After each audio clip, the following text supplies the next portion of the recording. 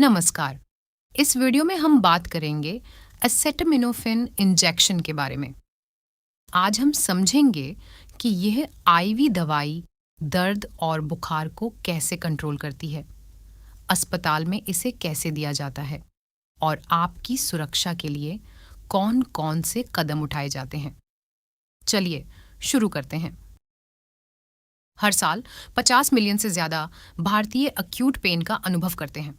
दर्द सिर्फ दर्द नहीं होता, ये आपकी नींद, काम और परिवार के साथ बिताया समय सब पर असर डालता है। एसिटामिनोफेन 1961 से इस्तेमाल हो रहा है, लेकिन इसका आईवी वर्जन डॉक्टरों को एक खास विकल्प देता है, खासकर तब जब गोलियां काम न करें या आप उन्हें निगल न सकें। ये वीडियो आपको बताएगा कि यह कैसे काम करता है। आप एसिटामिनोफेन को अक्सर एक टैबलेट के रूप में जानते होंगे, लेकिन अस्पताल में इसे आईवी इंजेक्शन के रूप में भी दिया जाता है। यह एक क्लियर स्टेरिल लिक्विड होता है, आमतौर पर 1000 मिलीग्राम इन 100 मिलीलीटर। इसका एक्टिव इंग्रेडिएंट वही है जो घर पर ली जाने वाली गोलियों में होता है। बस फर्क इतना है कि यह सीधे आपकी वेन में जाता है और जल्दी असर करता है। अब बात करते हैं कि एसिटामिनोफेन इंजेक्शन आपके शरीर में कैसे काम करता है। जब यह दवाई आईवी पाइप से दी जाती है, तो यह लगभग 15 मिनट में आपके ब्लड स्ट्रीम में पहुंच जाती है। इसके बाद यह सीधे आपके ब्रेन के पेन कंट्रोल सेंटर्स तक पहुंचती है, यानी उस जगह जहां आपका दिमाग दर्द के सिग्नल्स को प्रोसेस करता है। एसिटामिनोफेन वहीं पर जाकर पेन सिग्नल्स को ब्लॉक करता है, जिससे दर्द की महसूस होने वाली तीव्रता कम हो जाती है। इसी तरह अगर आपको बुखार है, तो यह आपके ब्रेन के टेम्परेचर कंट्रोल सेंटर को रीसेट करके बॉडी टेम्परेचर को नीचे लाने में मदद करता है। एक और अच्छी बात यह है कि कुछ अन्य पेन मेडिसिन की तरह यह प्लेटलेट फंक्शन पर असर नहीं डालता, यानी रिकमेंडेड डोजेस पर यह ब्लीडिंग प्रॉब्लम्स नहीं बढ़ाता। दवाई का ज़्यादातर हिस्सा आपके लिवर में प्रोसेस होता है और फिर 24 घंटे के अंदर अंदर यूराइन के जरिए शरीर से बाहर निकल जाता है। तो कुल मिलाकर यह दवाई आपके दिमाग में पेन और फीवर को कंट्रोल करके आपको जल्दी और सुरक्षित राहत देने का काम करती है। डॉक्टर इस इंजेक्शन को कई कारणों से चुनते हैं। सर्जरी के बाद माइल्ड से मॉडरेट पेन को कंट्रोल करने के लिए, मॉडरेट से सीवियर पेन में ओपियोइड्स के साथ मिलाकर हाई फीवर कम करने के लिए, जब ओरल मेडिसिन लेना मुश्किल हो। एक बड़ा फायदा यह है कि यह ओपियोइड्स की ज़रूरत कम कर देता है, जिससे कम ड्राउजीनेस और कम कॉन्स्टिपेशन जैसे साइड इफ़ेक्ट्स होते हैं। अस्पताल में आपकी सुरक्षा सबसे पहले आती है। ये दवाई कभी भी फास्ट पुश से नहीं दी जाती। एक नर्स इसे लगभग 15 मिनट में धीरे धीरे आईवी पाइप से देती है। डोज आपके वेट के हिसाब से तय होती है। अधिकतर एडल्ट्स को 650 से 1000 मिलीग्राम हर 4 से 6 घंटे में दिया जाता है और आपकी नर्सिंग टीम ध्यान रखती है कि कुल डोज 4000 मिलीग्राम प्रतिदिन से ज़्यादा न हो। हर डोज एक सिंगल यूज स्टेराइल कंटेनर में आती है, जिसे खोलने के 6 घंटे के अंदर इस्तेमाल करना ज़रूरी होता है। हर दवाई की तरह इसके भी कुछ साइड इफ़ेक्ट्स हो सकते हैं। सबसे आम है न्यूजिया और वॉमिटिंग, जो लगभग 1/3 मरीजों में देखे जाते हैं। कुछ लोगों को हेडेक या नींद में परेशानी भी हो सकती है। बच्चों में कभी कभी कॉन्स्टिपेशन, इचिंग, एजिटेशन या हल्की ब्रीदिंग रिलेटेड समस्याएं देखी जा सकती हैं, जो आम तौर पर अस्थायी होती हैं। गंभीर रिएक्शंस बहुत रेयर हैं, लेकिन जानना ज़रूरी है। सबसे बड़ा जोखिम है लिवर इंजरी, खासकर तब जब डोज ज़्यादा हो जाए। सिवियर एलर्जिक रिएक्शंस भी हो सकते हैं, जैसे चेहरे या गले में सूजन, सांस लेने में दिक्कत या हाइव्स। बहुत रेयर मामलों में स्टीवंस जॉनसन सिंड्रोम जैसे गंभीर स्किन रिएक्शंस भी हो सकते हैं। अगर आपको रैश, स्किन या आइज का येलो होना या अनयूजुअल थकान महसूस हो, तुरंत नर्स को बताएं।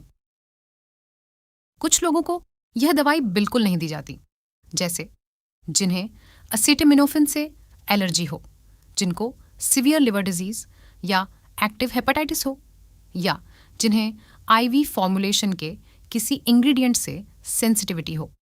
ये इंजेक्शन लेने से पहले अपनी पूरी medical history, alcohol use, liver या किडनी प्रॉब्लम्स डॉक्टर को जरूर बताएं। अस्पताल में आपकी health care team total dose track करती है।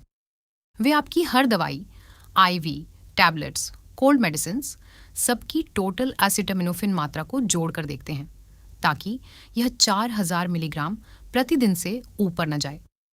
चिल्ड्रन और छोटे बच्चों के लिए वेट बेस्ड डोज को 2 से 3 बार वेरीफाई किया जाता है। प्रेग्नेंट या ब्रेस्ट फीडिंग महिलाओं को पहले डॉक्टर से सलाह लेनी चाहिए। एसिटामिनोफेन कुछ दवाइयों के साथ इंटरैक्ट कर सकता है। अगर आप वॉरफेरिन लेते हैं तो आपके क्लॉटिंग लेवल्स को ज्यादा ध्यान से मॉनिटर किया जा सकता है। Chronic alcohol use liver damage का खतरा बढ़ा देता है। कुछ लॉन्ग टर्म मेडिसिन्स या लिवर अफेक्टिंग ड्रग्स भी एसिटामिनोफेन के मेटाबॉलिज्म को बदल सकते हैं। इसलिए अपनी सभी दवाइयों, सप्लीमेंट्स और हर्बल प्रोडक्ट्स की पूरी लिस्ट डॉक्टर को दें। एसिटामिनोफेन कई प्रोडक्ट्स में होता है, जैसे cold medicines, allergy pills, sleep aids. इसलिए ओवरडोज का खतरा बढ़ जाता है। ओवरडोज के शुरुआती सिम्पटम्स हल्के लग सकते हैं, जैसे नॉजिया या स्वेटिंग, लेकिन लिवर डैमेज अक्सर 48 से 72 घंटे बाद दिखाई देता है। अगर ओवरडोज का शक हो तो डॉक्टर N-एसिटिलसिस्टीन नाम की एंटीडोट दे सकते हैं, लेकिन जल्दी इलाज बहुत जरूरी है।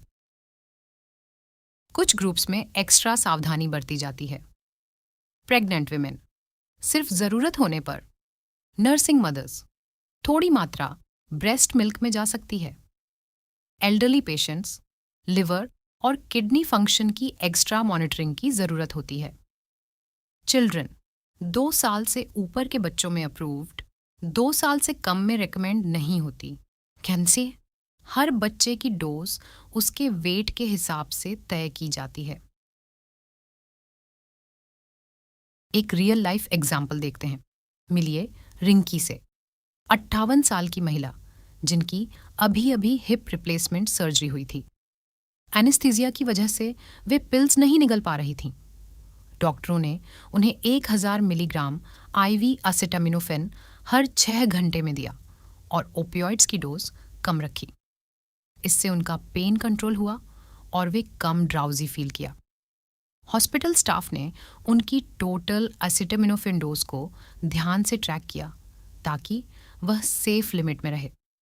जब वे बेहतर महसूस करने लगीं तो उन्हें ओरल मेडिसिन्स पर शिफ्ट कर दिया गया। सबसे जरूरी बातें याद रखें। हमेशा पूछें कि आपकी टोटल डेली एसिटामिनोफेन डोज कितनी है। रैश, अनयूजुअल फटीग या येलोविंग जैसे सिम्टम्स को तुरंत बताएं सीने।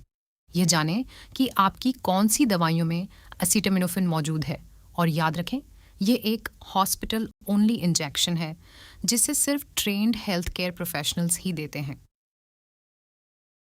यह वीडियो सिर्फ एजुकेशनल पर्पस के लिए है। ये किसी भी तरह से मेडिकल एडवाइस का विकल्प नहीं है।